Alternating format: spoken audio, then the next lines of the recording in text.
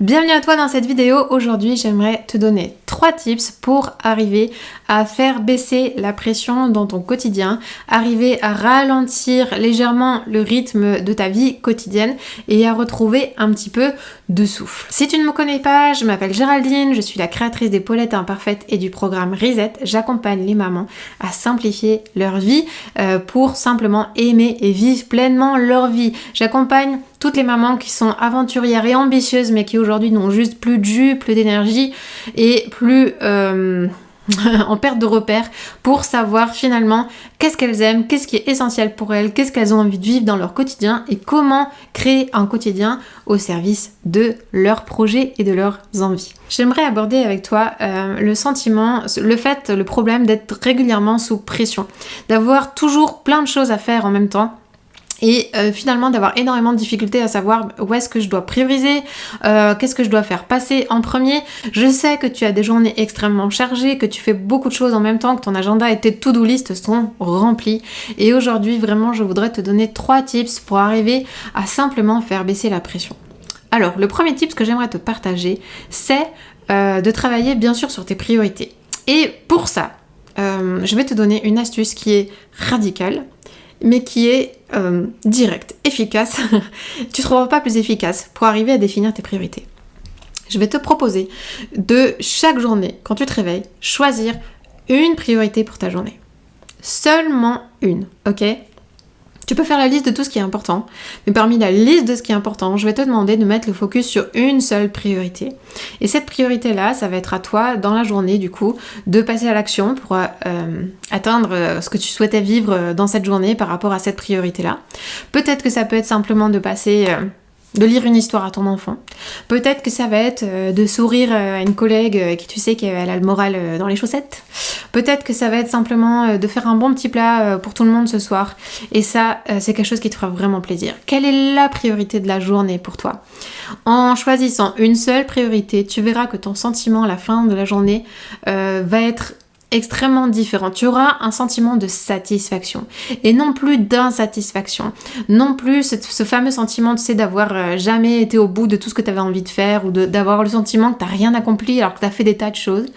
Là, ça va te donner un sentiment de satisfaction puissant pour choisir une nouvelle priorité pour le lendemain. Le deuxième tip que j'aimerais partager avec toi, c'est de te mettre quelque part comme rappel dans ta maison, de l'inscrire sur un post-it, une chose à la fois. Intentionnellement, quand tu peux, mets de la conscience sur ce que tu fais et quand tu prends conscience que tu es en train de faire plusieurs choses en même temps, décide de faire une chose à la fois. Concrètement, ça veut dire quoi ? L'exemple typique, c'est le soir quand tu rentres de l'école, tu donnes le bain au petit dernier, en même temps tu fais à manger et en même temps tu vas gérer les devoirs du troisième. Alors si je te donne cet exemple, c'est que pour moi il est typique, c'est un peu ça tous les soirs. Jusqu'à ce que je prenne conscience que vraiment cette manière de fonctionner crée du stress chez moi, ok, et que pour être pleinement dans le moment, pleinement présente et surtout patiente, j'ai besoin de faire une seule chose à la fois. Je fais les devoirs. Pendant que je fais les devoirs, je me consacre aux devoirs. Et si j'ai une demande qui arrive d'un enfant ou d'un autre, vu que j'en ai 3, à ce moment-là, je lui dirai, je ne peux pas m'occuper de toi maintenant, mais dès que j'ai fini mes devoirs, je le ferai. Si vraiment il y a une urgence, parce que tu sais ce que c'est, t'es maman, tu sais ce que c'est, donc des fois il y a des impératifs chez nos enfants qui ne peuvent attendre, ok. À ce moment-là, je vais expliquer à mon aîné avec qui je fais les devoirs que je vais faire une pause et que je reviendrai après. Pareil, une fois que j'ai fini les devoirs, à ce moment-là, j'enchaînerai avec le repas. Et quand j'aurai fini le repas, j'enchaînerai avec le bain. C'est un exemple absolument très simple, ok, mais c'est pour te permettre de mesurer ce que ça veut dire une seule chose à la fois. Quand on est maman, c'est juste énorme. Ça veut pas dire que tu dois faire ça tout le temps dans ton quotidien. C'est juste que je t'invite à repérer des moments clés dans tes journées où justement le stress est particulièrement intense et où justement ça pourrait être la clé pour retrouver des soirées, des matins par exemple, beaucoup plus sereins. Le troisième tip que j'aimerais te partager, c'est de choisir un kiff par jour. Un sujet pour lequel tu aurais envie d'exprimer de la gratitude à la fin de cette journée.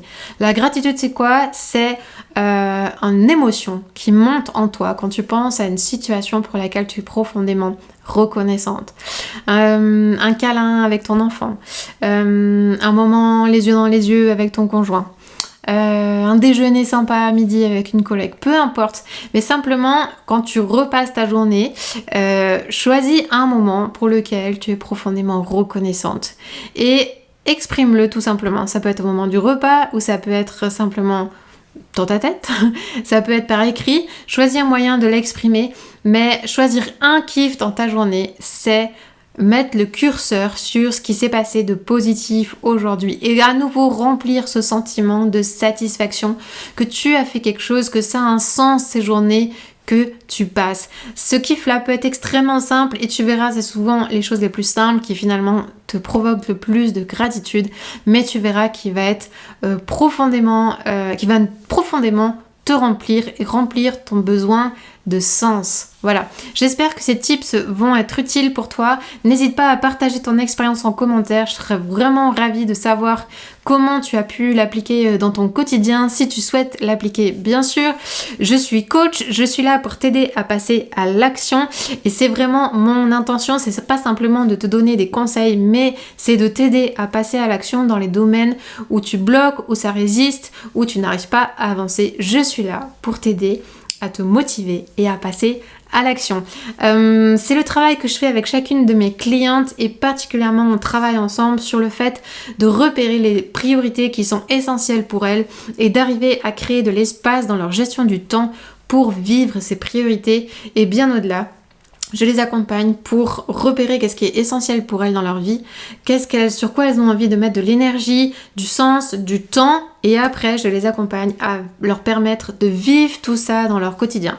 Je les amène à créer un quotidien qui leur ressemble, une organisation qui leur ressemble, qui est simple, qui est facile pour qu'elles puissent vivre ce qui est essentiel pour elles, vibrer pour ce qu'elles aiment, tout simplement. Si tu veux en savoir plus, tu peux cliquer sur le lien qui se trouve dans la description. C'est le programme Reset. Et puis sur ce lien, tu trouveras le moyen de réserver un appel avec moi si tu veux en savoir plus. Un appel pour faire connaissance, pour me poser toutes tes questions et valider si le programme est fait pour toi ou pas. Vas-y, ose, je serai ravie de partager avec toi et je t'attends au bout du fil. À tout bientôt. Ciao, ciao.